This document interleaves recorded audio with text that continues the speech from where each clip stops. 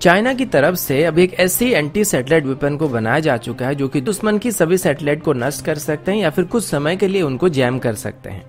Ambala airbase में अभी birds की एक्टिविटी को कम करने के लिए सभी मुमकिन कोशिश किया जा रहा है। भारत और चाइना के डिफेंस मिनिस्टर्स के बीच हुई मीटिंग के बाद चाइना की तरफ से भी सीधे तौर पर भारत को जंग की धमकी दी गई है।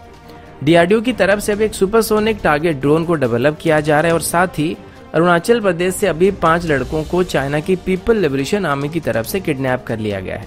ऐसे ही कुछ और खबरों के बारे में हम आज की वीडियो में बात करने वाले हैं। नमस्कार दोस्तों, मेरा नाम है अंशुमन नायक और आप सभी का बहुत बहुत स्वागत है इंडियन डिफेंस न्यूज की डिफेंस टॉक सीरीज में। तो चलिए देर न करते हुए आज की वीडियो शुरू करते हैं। आज की पहली अपडेट रफेल को लेके है। आप सबको ये बात पता होगा कि रफेल्स की पहली बैच हमें मिलने के बाद इनको अंबाला एयरबेस में तैनात किया गया है और ऑफिशियली इनको 10 सितंबर को इंडियन एयरफोर्स में शामिल किया जाएगा। लेकिन इसी महीने की शुरुआत में यानी कि 3 से 4 दिन पहले ही अंबाला एयरबेस के ऑफिशियल्स ने बताया था कि वो अभी एयरबेस के आसपास बर्ड्स की गतिविधियों को लेकर काफी परेशान है। अभी बर्ड्स को यहाँ से कहीं दूर शिफ्ट करने के लिए लोकल म्युनिसिपल कॉर्पोरेशन को भी बताया गया है। अब इसके बारे में गवर्नमेंट ऑफिशियल का कहना है कि पिछले कुछ सालों के अंदर एयरबेस के 100 मीटर की दायरे के अंदर काफी सारे स्ट्रक्चर बनाए जा चुके हैं या फिर यूं कहें कि घर बनाए जा चुके हैं, जबकि इनको गवर्नमेंट की तरफ से इलीगल बताया जा रहा है। एक रफ एस्टिमेशन के मुताबिक एयरबेस के 100 मीटर के दायरे के अंदर अभी 1000 के आसपास स्ट्रक्चर बनाए गए हैं और इनमें 8000 के आसपास लोग रहते हैं। अब इन्हीं लोगों में से कुछ लोग ऐसे भी है जो कि बर्ड्स को प्रोफेशनली पालते हैं।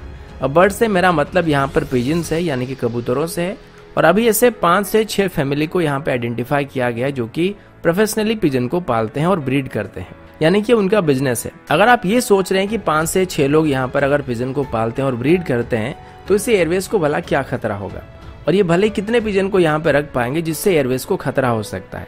तो अभी मैं आपको एक एग्जाम्पल देता हूँ, आप लोग समझ जाएंगे। और ये बात मैं अच्छी तरीके से जानता हूँ क्योंकि मेरे पास भी काफी सारे पिजन है, लेकिन मैं बिजनेस नहीं करता हूँ। सबसे पहले मैंने एक बीमार पिजन को लाके रखा था, फिर 1-2 और आए थे, फिर ये लोग ठीक हो गए, फिर बच्चे पैदा करने लगे और अभी मेरे पास 100 से ज्यादा पिजन है। लेकिन जो लोग इसका प्रॉपर बिजनेस करते हैं उनके पास कम से कम 1000 से ज्यादा पिजन्स होते हैं और इनको जब सुबह खुला छोड़ा जाता है तो एकदम से झुंड बना के उड़ते हैं।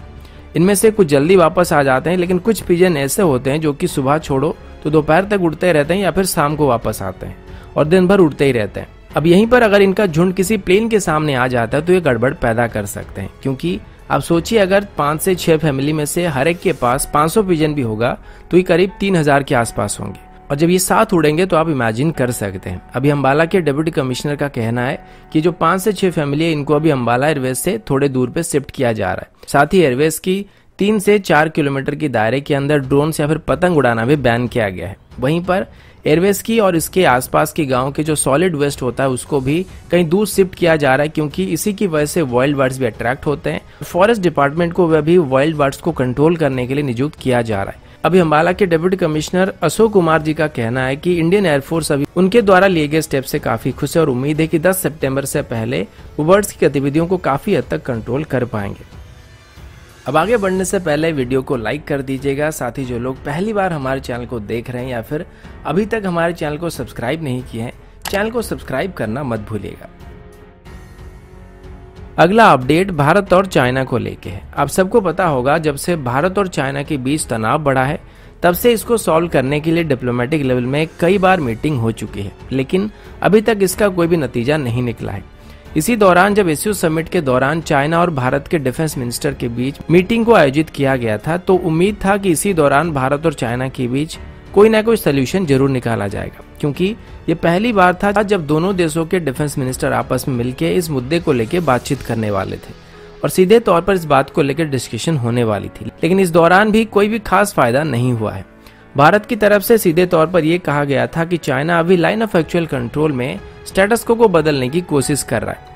इसके जवाब में चाइना की न्यूज एजेंसी सिन्हुआ की तरफ से रिपोर्ट किया गया था कि बॉर्डर में अभी जो भी तनाव चल रहा है इसके पीछे भारत का हाथ है और चाइना अभी किसी भी कीमत पर अपनी 1 इंच भी जमीन को खो नहीं सकता है। बदले में भारत को भी ऐसी कोई भी स्टेप नहीं लेना चाहिए जिससे सिचुएशन और खराब हो सकता है।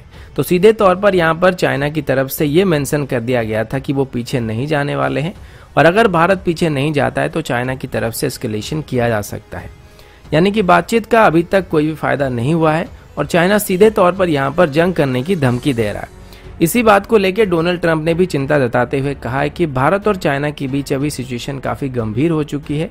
हालांकि उन्होंने पहले भी दोनों देशों के बीच बढ़ रही तनाव को कम करने के लिए मध्यस्थता करने का ऑफर दिया था, जिसको पहले चाइना की तरफ से सीधे तौर पर इनकार कर दिया गया था। अभी वो दोबारा से वही ऑफर कर रहे हैं कि अगर भारत और चाइना चाहे तो यूनाइटेड स्टेट उनके बीच बढ़ रहे तनाव को कम करने की कोशिश कर सकता है। लेकिन यकीन मानिए इस पर अभी चाइना की तरफ से कल तक कोई ना कोई उल्टी सीधी स्टेटमेंट जरूर पास किया जाएगा।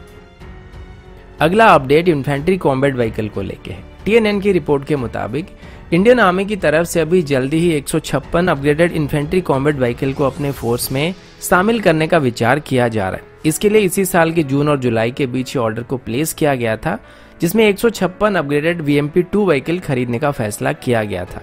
इस पूरे डील की कीमत 1094 करोड़ था और इसमें बनने वाले VMP-2 व्हीकल्स अपने पुराने वेरिएंट के मुकाबले काफी बेहतर होने वाले हैं।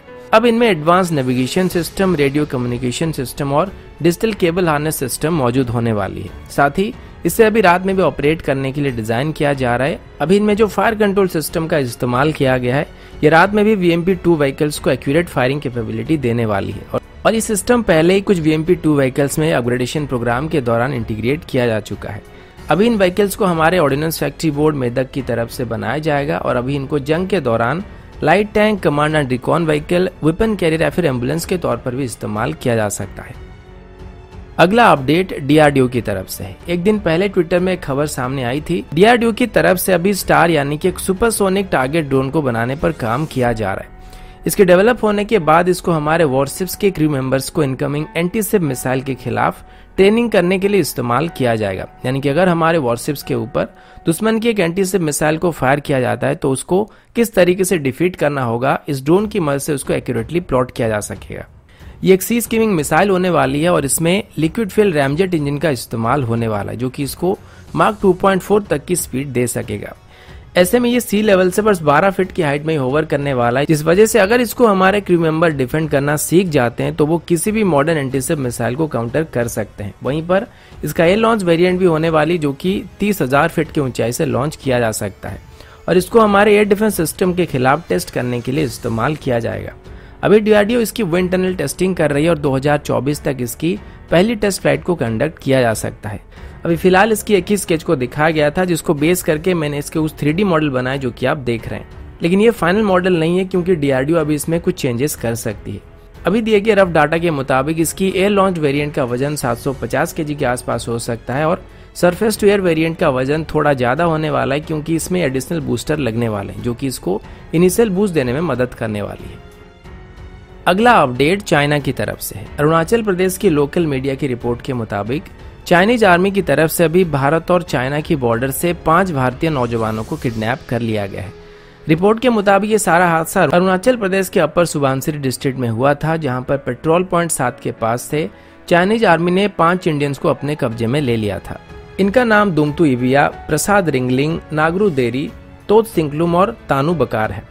ये सभी लोग जंगल में शिकार करने के लिए गए थे जब पीपल लिबरेशन आर्मी ने इनको वहां पर घेर लिया था और इनको किडनैप कर लिया था। इनके ग्रुप में से 2 लोग वहां से पीपल लिबरेशन आर्मी को चकमा देके भागने में कामयाब हो गए थे और जब उन्होंने आके ये बात अपने लोगों को बताया तो वो लोग आके नाचो पुलिस स्टेशन में कंप्लेन दर्ज किए हैं और हमारे लोगों को जल्दी से जल्दी वापस लाने के लिए रिक्वेस्ट कर रहे हैं। ये पहली बार नहीं है जब पीपल लिबरेशन आर्मी की तरफ से ऐसी हरकत की गई है। अगर आपको याद होगा तो शायद 1 या 2 महीने पहले भी अरुणाचल प्रदेश की बॉर्डर से पीपल लिबरेशन आर्मी के जवानों ने 2 इंडियंस को अपनी हिरासत में ले लिया था और जब इंडियन आर्मी की तरफ से पीपल लिबरेशन आर्मी के साथ बातचीत करके ऑफिशियल लेवल में उनको लेटर भेजा गया तो तब जाके इंडियंस को वापस किया था।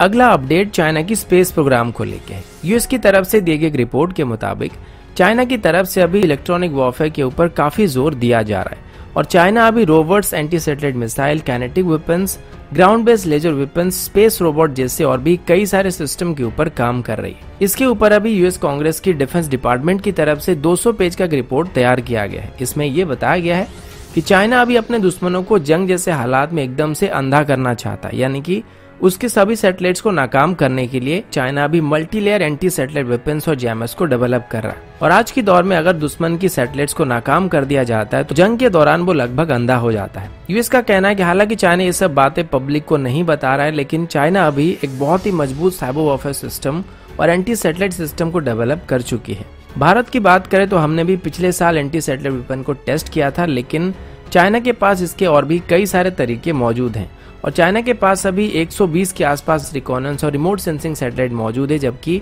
हमारे पास उसके मुकाबले काफी कम है। 2020 में चाइना की तरफ से अपनी स्पेस प्रोग्राम के लिए लगभग $11 बिलियन खर्च किए गए हैं, जो कि भारत की इसरो के मुकाबले लगभग 7 गुना ज्यादा है। और इसमें वो सैटेलाइट जैमर्स और ground based direct energy weapon को डेवलप करने के साथ साथ एंटी सैटेलाइट वेपन्स को ऑपरेशनल कर चुके हैं। और यूनाइटेड स्टेट के मुताबिक चाइना की एंटी सैटेलाइट वेपन की बात करें तो ये सिर्फ लोअर अर्थ ऑर्बिट ही नहीं बल्कि जियोसिंक्रोनस ऑर्बिट में भी घूमने वाले सैटेलाइट्स को नष्ट कर सकता है। और इसी वजह से भारत के साथ साथ अभी यूनाइटेड स्टेट को भी चाइना की एंटी सैटेलाइट वेपन से काफी खतरा है। तो दोस्तों, अभी के लिए इतना ही। मिलता हूं आपसे अगले वीडियो में, तब तक के लिए जय हिंद, वंदे मातरम।